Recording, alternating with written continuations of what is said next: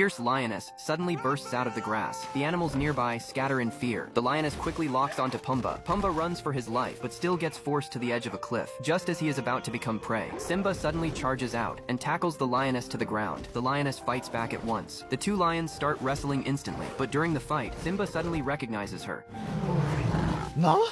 She is Nala. Seeing his friend after so many years, Simba is too excited to believe it. He shows Nala the place where he lives and warmly invites her to stay, but Nala does not accept. She tells Simba, Scar is ruling the Pride Lands with cruelty. There are fewer and fewer animals there, and the Pride can barely survive. She left the kingdom this time to find help and overthrow Scar's rule. Nala wants Simba to go back with her and take back the throne that belongs to him, but Simba refuses because he has always believed he caused Mufasa's death. He does not dare face the past and does not want to leave this peaceful life. Nala looks at the Simba in front of her and realizes he does not care about the Pride Lands at all. He does not even want to go back and see his mother. Looking at the lack of fight in his eyes, Nala is deeply disappointed. But everyone has their own choice. She does not keep trying to convince him. She simply turns and leaves.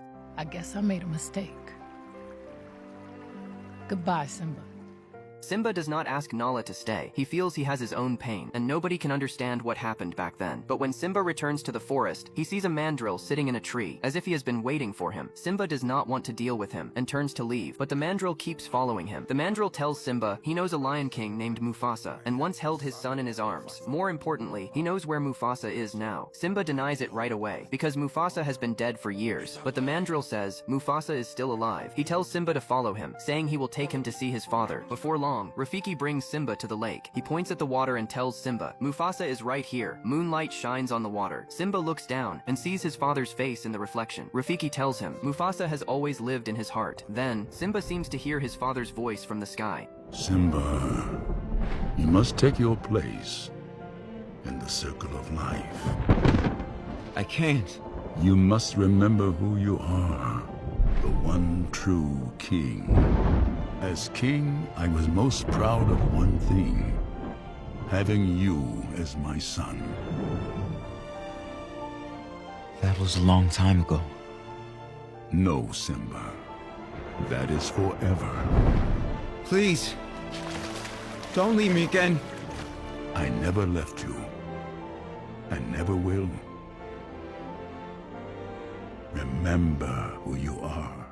Mufasa reminds him, do not forget who you are, and do not forget your true responsibility. At that moment, Simba finally understands his mission. The Pride Lands need him. He must return with his father's will, and protect the land that once belonged to them. Simba immediately runs toward the Pride Lands. He chooses to leave this easy forest and find Nala, so they can take back their home together. Before long, Simba catches up with Nala, who is walking alone through the wasteland. Seeing Simba finally stand up again, Nala is filled with surprise and joy. The two immediately run toward the Pride Lands together. Simba passes through the gorge that once terrified him. This time, he chooses to face the past directly and stop running away. But the Pride Lands now are already ruined and lifeless. Animal remains are everywhere. The grassland that was once full of life has become dry, cracked earth under Scar's rule. This kingdom has gone from a thriving land to a nearly lifeless wasteland. Seeing his old home become like this, Simba regrets not coming back sooner. He once thought, no matter how cruel Scar was, he would not destroy the entire kingdom himself, but everything in front of him tells him he cannot back down anymore. Simba silently swears he will take back the throne. Zazu has also survived this disaster. Your Majesty,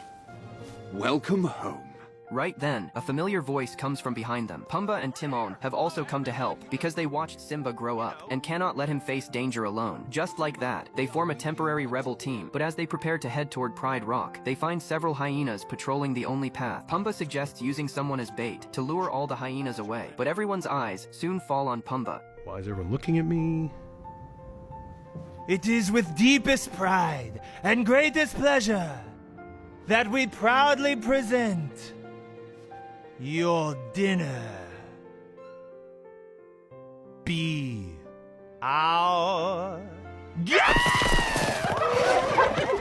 When the hyenas see such a fat meal, of course they refuse to let it go, and immediately chase after him. Pumbaa and Timon successfully create an opening for Simba. Rafiki also watches all this from far away. He walks to a hollow tree and reaches inside. Soon he pulls out an ancient staff. Meanwhile, Scar has lost all patience with the lionesses. He forces Sarabi to become his queen, or he will drive all the lionesses out of the Pride Lands. Scar believes he is stronger than Mufasa, and more fit to rule this land, but Sarabi tells him directly he is not worthy of being king, and not worthy of being compared to Mufasa Mufasa. This completely enrages Scar. Facing the furious Scar, Sarabi still stands by her choice. Scar can no longer hold back and attacks Sarabi directly. The difference in size and strength leaves Sarabi unable to fight back. At the most dangerous moment, a lion roar shakes the sky. Fear rises instantly inside Scar. He looks at the powerful lion in front of him, as if the dead Mufasa has returned. Simba's appearance makes Sarabi burst into tears. She cannot believe her child is still alive. Only when Simba answers her himself does Sarabi finally know this is not an illusion. Scar watches Simba step closer, as if Mufasa from years ago is standing in front of him again. He knows he is already old and cannot beat Simba in a direct fight. But what Scar is best at has never been fighting head-on. It is breaking someone from the inside. He immediately brings up what happened back then, saying Mufasa's death was all Simba's fault. He says Simba's recklessness killed his father, and a prince like that should feel ashamed. He has no right to become king. Scar questions Simba in front of all the lions, asking if he has told everyone the truth. How can a prince who killed the king inherit the throne? He forces Simba to admit that he killed Mufasa. Now's your chance to confess.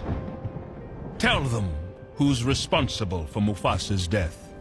It was me. Sure enough, Simba falls back into deep guilt. He feels too ashamed to face the pride, and unworthy of taking the throne. Seeing Simba's mind break, Scar starts pressing closer. He keeps attacking Simba with his words, forcing him step by step toward the cliff edge. Crushed by guilt, Simba does not notice at all that there is nowhere left beneath his feet. Then bow to your king!